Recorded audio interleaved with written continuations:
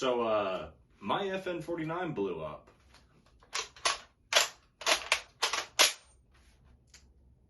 So today, Paul and I went out to the gun range to finally shoot the FN-49. I had finally managed to get enough ammunition for it. I got stripper clips. The weather is finally cooperating. We were going to go out and shoot the gun. And the series of events was, I knew that the gas system needed to be adjusted. So that was the initial phase of all of this, was single loading and testing for function. And after fiddling with it for just a couple shots of just one round, send the bolt forward, fire the gun, put a new round in, etc., we got the gas system to where I felt like I really wanted it. It was ejecting the shells probably about 2 or 3 feet forward to the right, not really hard. The recoil impulse didn't seem like it was too bad. And we figured it was go time to finally start shooting the gun repetitively. This is the first test fire here, and the gun was a little bit undergassed.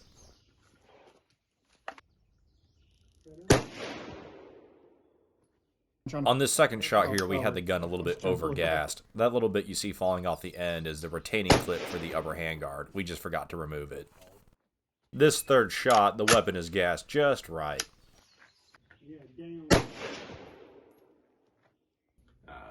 In the video that you're going to see, I instruct Paul to load 5, shoot 5, reload 5, shoot 5. And everything was going fine.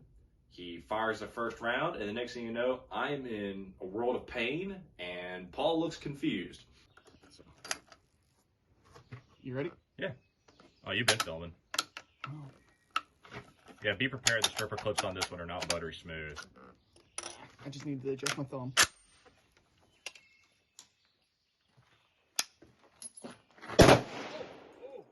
Ceasefire. Yep. Oh. Paul, I need you to check me. Am I okay? Look at me. Come here right now. I'm looking at you.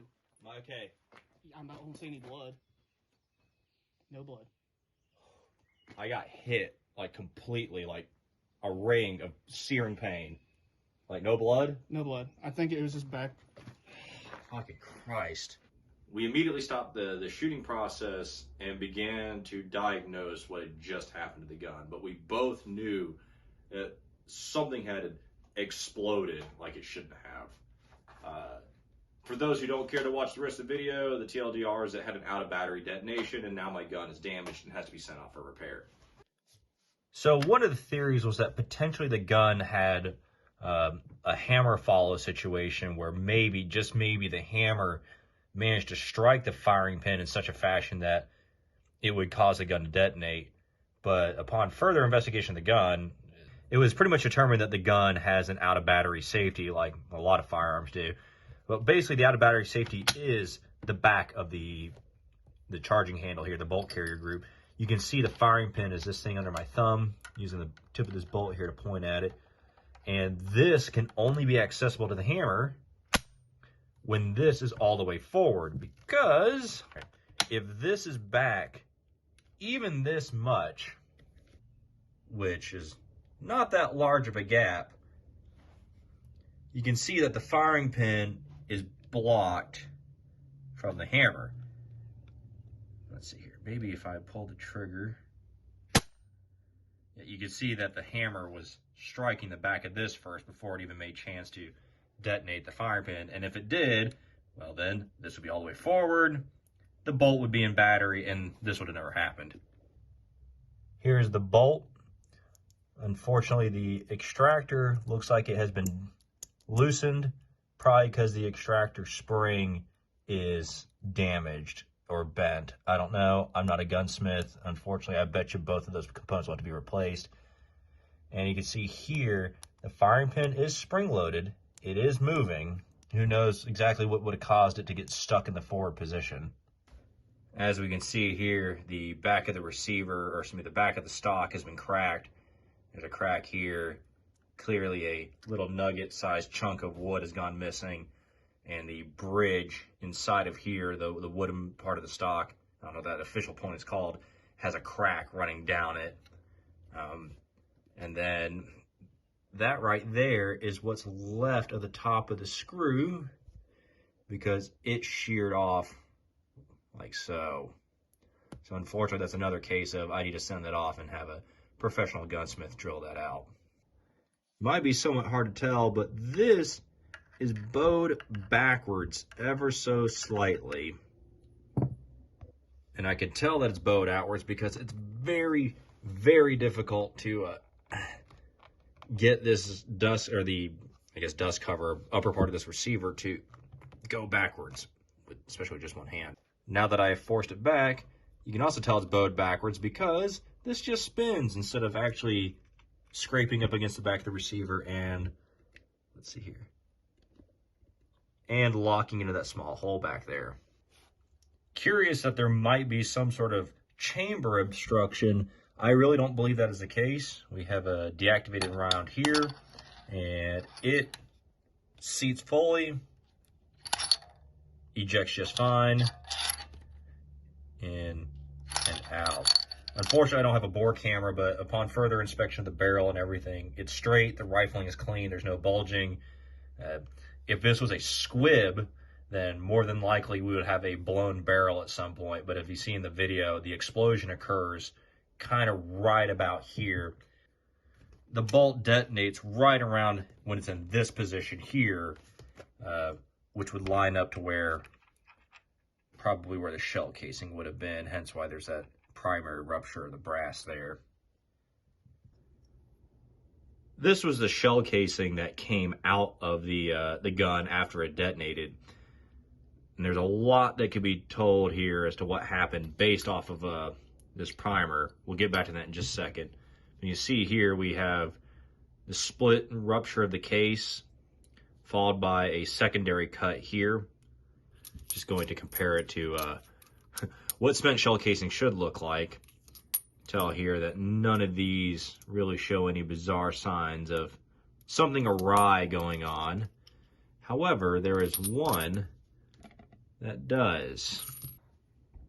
So these two shell casings here are kind of the smoking gun, no pun intended, a clue that we needed to kind of determine what had happened.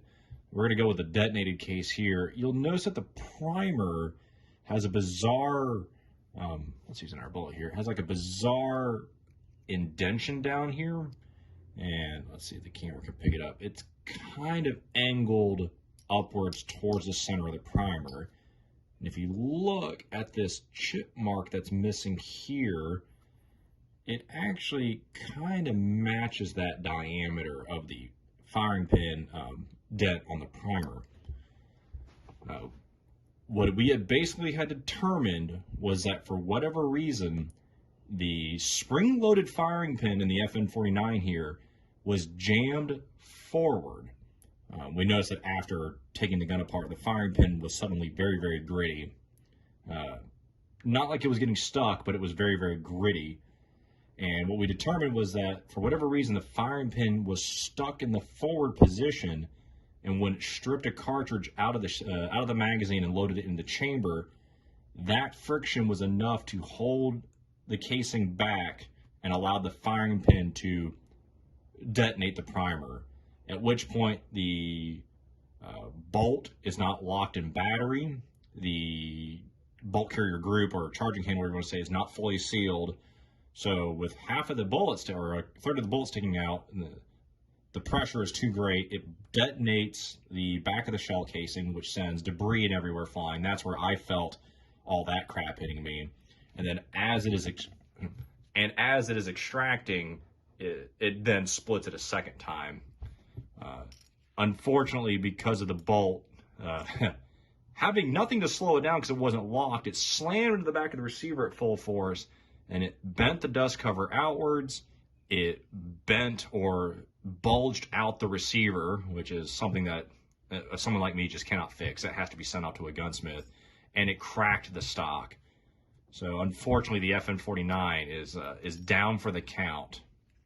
This is the video slowed down. As you can see here, the bolt is not fully forward when the gun goes off a second time.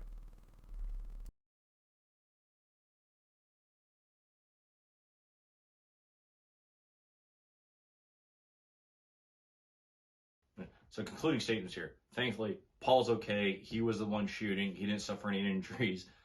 In the video, I'm kind of like freaking out, like, you need to check me, because again, If you've ever had a gun blow up in your face, it feels like you're on fire for about a second as all that debris, probably burning powder, touches your skin.